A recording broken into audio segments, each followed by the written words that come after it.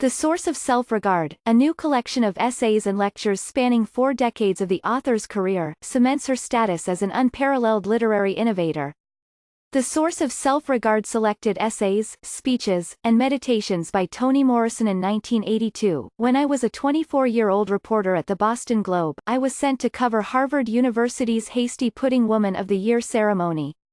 The award that year went to the jazz vocalist Ella Fitzgerald. The ceremony took place in a theater packed with students. When Fitzgerald stood at the podium to offer her thanks, a young voice suddenly piped out, "Sing, Ella." A second student shouted, "Please sing, Ella." A chorus quickly enveloped the room. "Sing, Ella," they shouted, "Sing, Ella, sing." I watched, fuming. Fitzgerald had already sung. She sang for 40 years. In clubs and juke joints, at weddings and dances, in sweatboxes, filthy bars and rancid watering holes, even at a Harvard class reunion 2 decades before. As a child, she was a musical genius, born with perfect pitch. When she was 15, her mother died, and she essentially wandered around New York City in the mid-1930s as a homeless teenager, until the bandleader Chick Webb gave her a gig, and Webb had to be talked into it, because female singers were adornments in those days. She sang her way to the top of the music world. Now at 64, she was feeble, nearly blind, the diabetes that would plague her until the end of her life some agonizing years later already crippling her ability to walk. And these privileged kids, some of whom had marched in a giddy parade earlier dressed in tutus and clown costumes in a time-honored Harvard tradition that was somehow venerable because, well, they'd been doing it at Harvard for decades, wanted her to sing. Sing your own damn selves, was my thought. But the First Lady of Song was gracious. She stood at the microphone, and sang a soft a cappella verse from the 1930 song, "I've Got a Crush on You." She forgot the lyrics in the middle, then remembered them, and ended by pointing at the kids and singing, "I love you, and you, and you." They loved it. It was gorgeous madness. I still remember that event 37 years later. I remember Fitzgerald's grace, her style, her silent understanding of the moment. I had no reason to be angry. It was her moment, not mine. She was the First Lady of Song. She endured more pain and suffering than I knew or would ever know. Her pain and joys were hers to guard, to share, to translate into her art as she saw fit. She had the benefit of wisdom, which I, a young hothead, did not. Which brings to mind another First Lady in her field, Toni Morrison, the author and Nobel Prize winner, turned 88 on February 18. I have never met Morrison. And while you'll likely see a donkey fly before you see her stand before a bunch of Harvard undergraduates and sing on demand, the fact is Toni Morrison is very much like Ella Fitzgerald. Like Fitzgerald, she rose from humble beginnings to world prominence. Like Fitzgerald, she is intensely private. And like Fitzgerald, she has given every iota of her extraordinary American-born talent and intellect to the great American dream. Not the one with the guns and bombs bursting in air. The other one, the one with world peace, justice, racial harmony, art, literature, music and language that shows us how to be free wrapped in it. Morrison has, as they say in church, lived a life of service. Whatever awards and acclaim she has won, she has earned. She has paid in full. She owes us nothing. Yet even as she moves into the October of life, Morrison, quietly and without ceremony, lays another gem at our feet.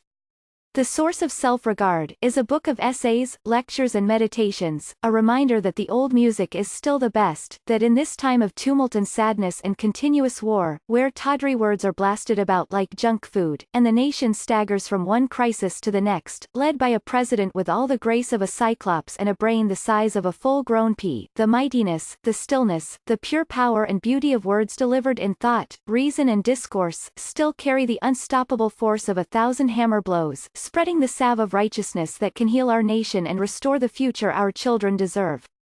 This book demonstrates once again that Morrison is more than the standard-bearer of American literature. She is our greatest singer. And this book is perhaps her most important song, Close Your Eyes and Make a Wish.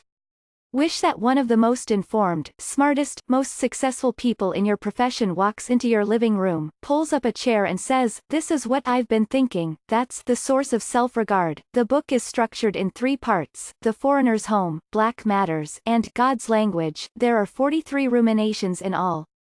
It opens with a stirring tribute to the 9/11 victims, then fans out into matters of art, language and history.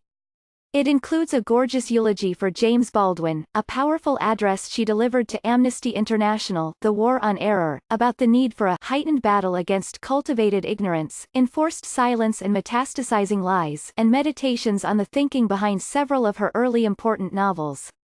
The bursts of rumination examine world history, skirt religion, scour philosophy, racism, anti-Semitism, femininity, war and folk tales, and are dotted with references to writers like Isaac Dinesen and the deeply gifted African novelist Kamara Lay. There's even a tidbit or two about her closely guarded personal life. But the real magic is witnessing her mind and imagination at work. They are as fertile and supple as jazz. It is through jazz, actually, that one can best understand the imaginative power and technical mastery that Morrison has achieved over the course of her literary journey. No American writer I can think of, past or present, incorporates jazz into his or her writing with greater effect. Her work doesn't bristle with jazz.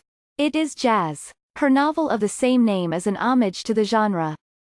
Jazz eats everything in its path, rock, classical, Latin.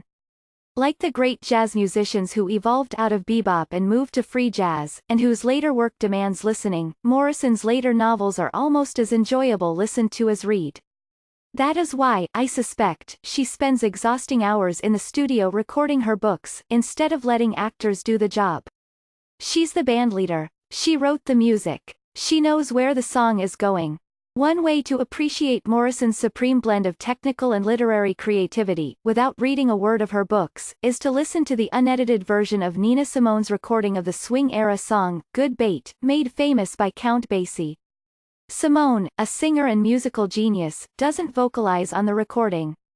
She plays piano. She begins with a gorgeous, improvised fugue, is joined by a bassist and a drummer and leads the trio in light supper club swing, and intensifies into muscular Count Basie-like, big band punches.